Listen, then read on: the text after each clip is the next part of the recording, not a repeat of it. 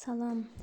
Bu gün 8-ci sinif fizika dərsliyində bəzi mövzuların çalışmalarını izah edirəm.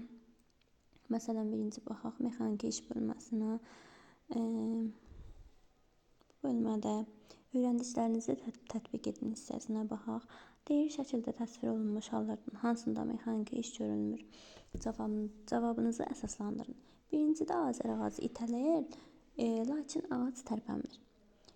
Bu zaman təbii ki, iş görülməz, çünki ağac yerindən tərpənmir. İşin görülməsi üçün o müəyyən məsafə qət etməlidir. Yəni, S olmalıdır, hərəkət etməlidir. Ona görə də A bəndində olmaz. B-də deyir, Leyla market arabasını itələyir və araba hərəkət edir. Yəni, bu hər hansı bir qüvvə ilə təsir edir və o yerini dəyişir, yer dəyişmə icra edir. Buna görə də bəli, ikincidə iş görürlər. İkincidə, üfüqi müstəvidə hərəkət edən cismə hərəkət istiqamətində F1, hərəkətin əks istiqamətində isə F2 qüvvəsi təsir edir. Məsələn, bir cisimdir, ona bu istiqamətdə hərəkət edir. Sürəti bu istiqamətdədir. Hərəkət istiqamətində F1 qüvvəsi təsir edir. Hərəkətin əks istiqamətində isə F2 qüvvəsi təsir edir. Cismin yeri dəyişməsi S-ə bərabərdir. Hər hansı bir S yer dəyişməsi icra edir. Göstərin ki, hər iki qüvvənin gördüyü işlərin cəmi əvəzləyici qüvvənin gördüyü işə bərabərdir. Əvəzləyici qüvvə, yəni normalda görülən iş A bərabərdir. F vurulsun S-ə. Burada da əvəzləyici qüvvə biri bir istiqamətdə, biri o bir istiqamətdə olanda bir-birindən çıxılmalıdır. Yəni, F1 hərəkət istiqamətində olandan əks istiqamətində olan çıxılacaq burada. Çıxılsın F2, vurulsun S-ə. Yəni, bu düsturla göstərilir.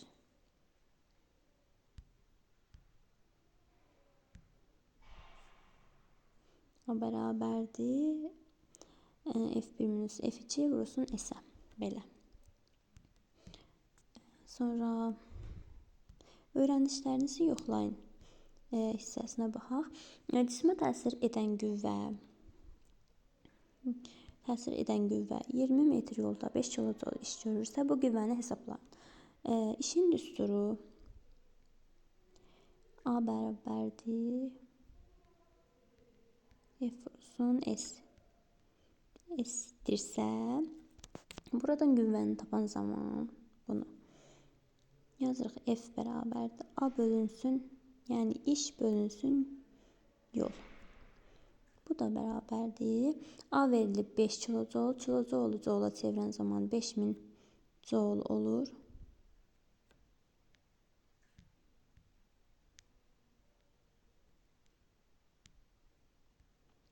Bölünsün, S də 20-dir. Bu zaman alırıq, bunu bölən zaman 250. Yəni, qüvvəni 250 tapdıq.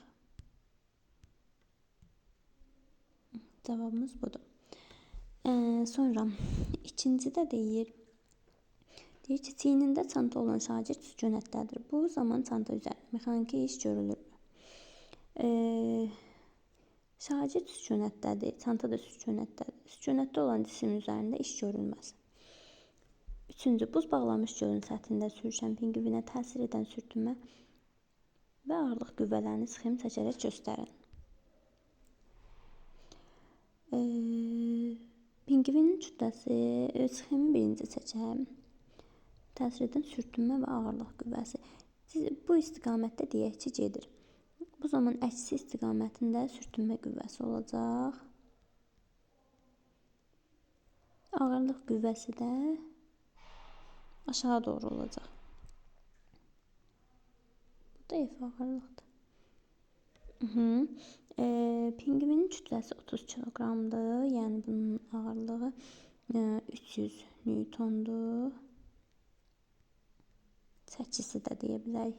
Pinqvinin kütləsi 30 kiloqram, ona təsir edən sürtünmə qüvvəsi 20 Newton. Bu da 20 Newtondur demək. Sürtünmə qüvvəsi 20 Newton.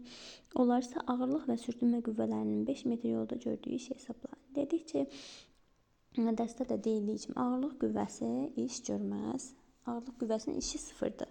Yəni F ağırlıq yazarıq ki, F ağırlıq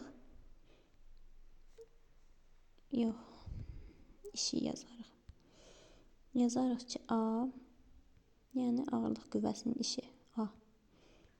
Yazarıq, bu sıfırdır. Bu sıfırdır. Daha sonra sürtünmə qüvvəsinin gördüyü iş isə A bərabərdir mənfi Fs.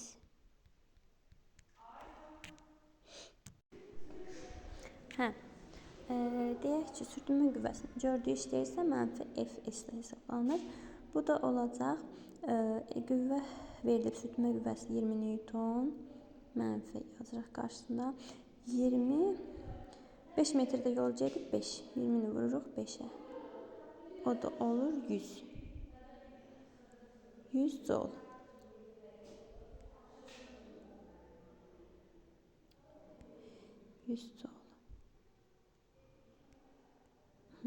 Cavabımız budur. Üçüncünün cavabı bu oldu.